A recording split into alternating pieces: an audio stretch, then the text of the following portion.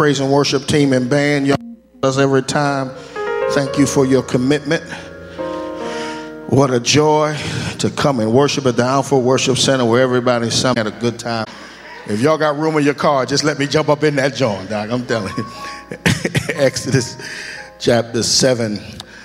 Let's start with that 8th verse. Exodus 7, 8th verse. Then the Lord said to Moses and Aaron, when Pharaoh says to you, beat to get to the playoffs in 2004 with Donovan McNabb and Terrell Owens, they had to beat Minnesota, Atlanta, Minnesota,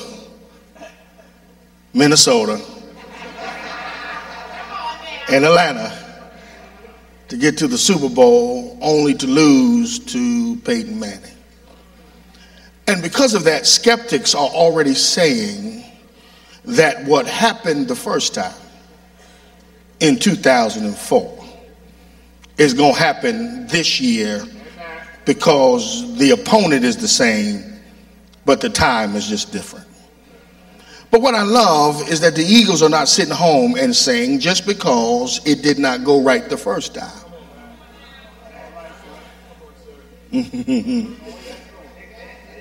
I feel good today, y'all. Help me. They're practicing and saying it might didn't go right the first time, but they're saying I got a feeling it's going to go our way the second time around. There are people here under the sound of my voice, and you're in a new year. God's given us the grace, the mercy to cross over.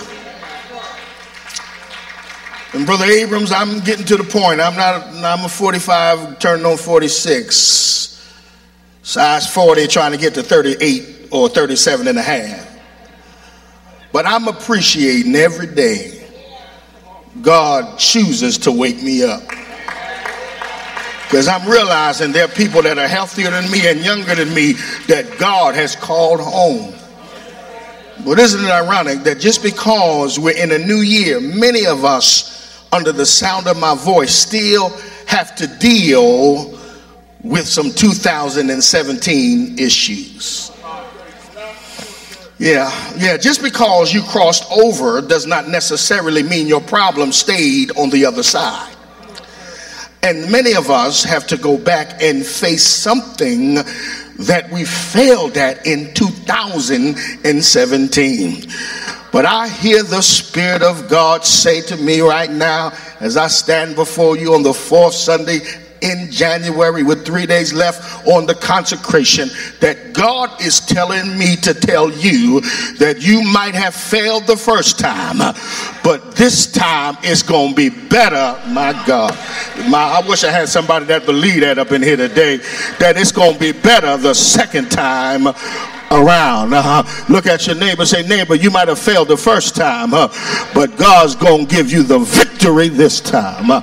Here's my assertion that if we do all that God's told us to do and walk in the ways God told us to walk, that God will give us the victory over something we failed at before. Yes, sir.